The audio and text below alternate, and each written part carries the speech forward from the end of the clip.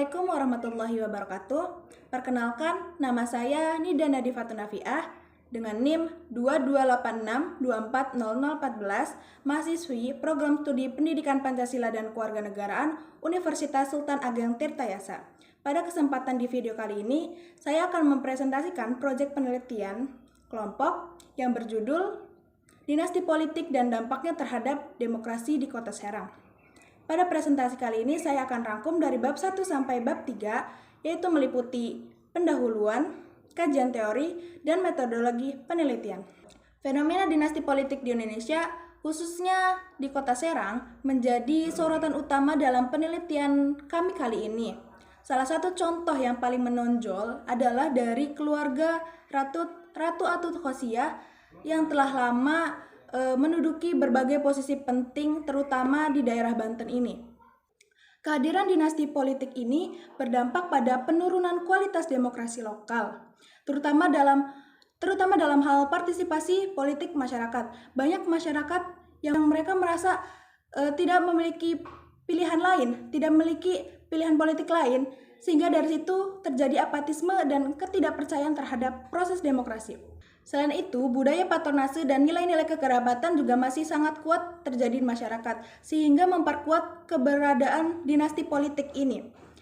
Banyak partai politik juga yang cenderung memilih kandidat dari keluarganya sendiri yang sangat berpengaruh, sehingga dari situ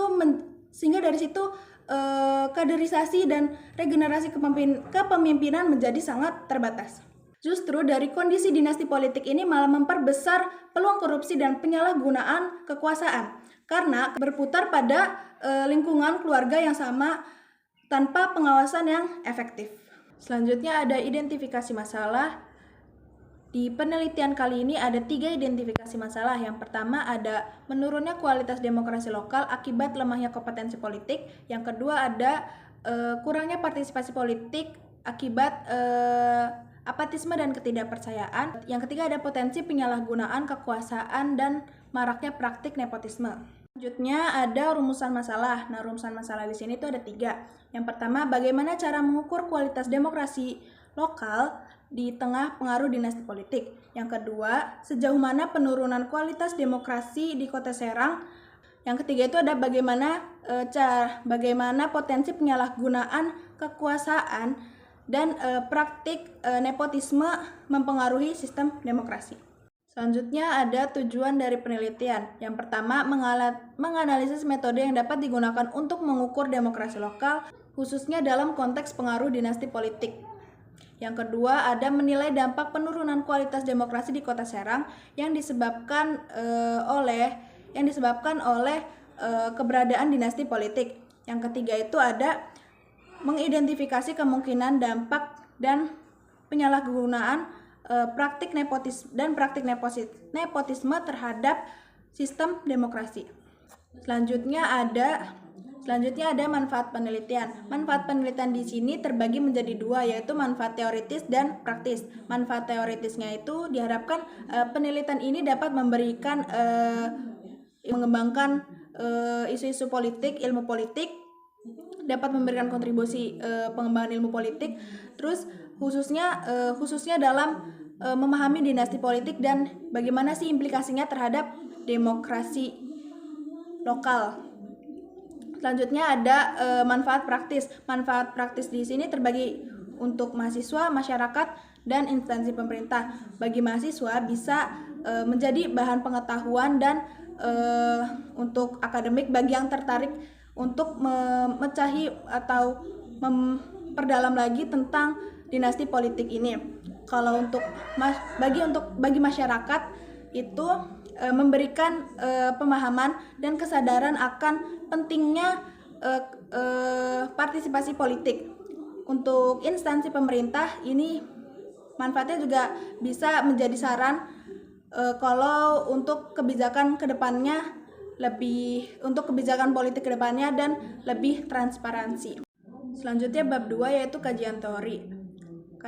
Dalam penelitian ini ada beberapa teori utama yang digunakan, yaitu pertama adalah teori dinasti politik. Dinasti politik di sini adalah kekuasaan yang diwariskan ke satu keluarga secara turun-temurun. Model yang digunakan adalah oktopusi dinasti, yaitu jaringan kekuasaan yang saling terhubung antar anggota keluarga di berbagai posisi. Yang kedua ada teori partisipasi politik. Partisipasi masyarakat merupakan indikator penting dalam menilai kualitas demokrasi. Rendahnya partisipasi masyarakat itu menunjukkan ketidakpercayaan masyarakat terhadap proses politik. Dinasti politik ini juga membatasi ruang terhadap buat aktor politik yang baru. Yang ketiga ada teori nepotisme dan penyalahgunaan kekuasaan. Dinasti politik ini seringkali diwarnai atau didominasi oleh nepotisme, yaitu pengangkatan anggota dari keluarga dinasti politik tanpa kompetensi yang jelas. Yang tentunya hal ini tuh dapat menyebabkan lemahnya pengawasan dan makin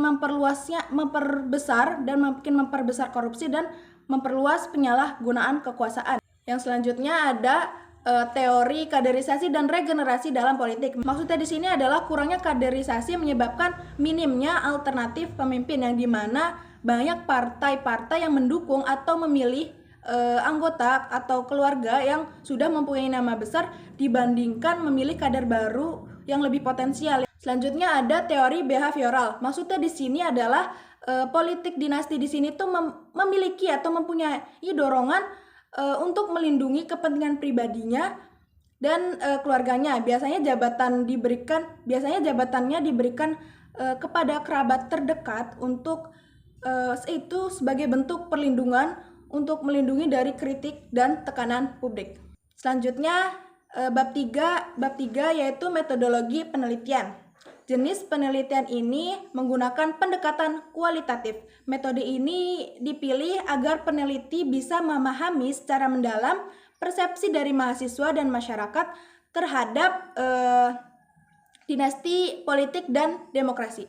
Objek penelitian kali ini adalah mahasiswa dan masyarakat yang telah mengikuti pemilu tahun 2024.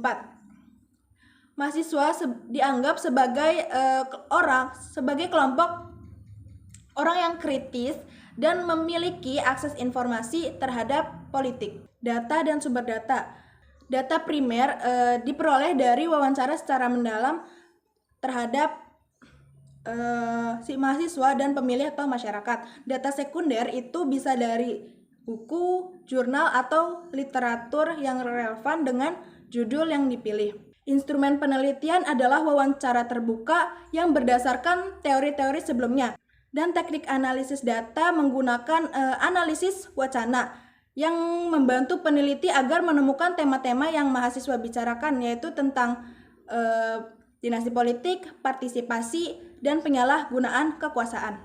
Sebagai penutup, penelitian ini bertujuan untuk membuka wawasan bahwa dinasti politik ini bukan masalah personal atau keluarga, melainkan merupakan ancaman serius terhadap demokrasi yang sehat dan adil. Diharapkan juga penelitian ini bisa menjadi refleksi bagi mahasiswa, masyarakat, dan pemerintah agar kedepannya lebih kritis, adil, dan transparansi dalam proses politik.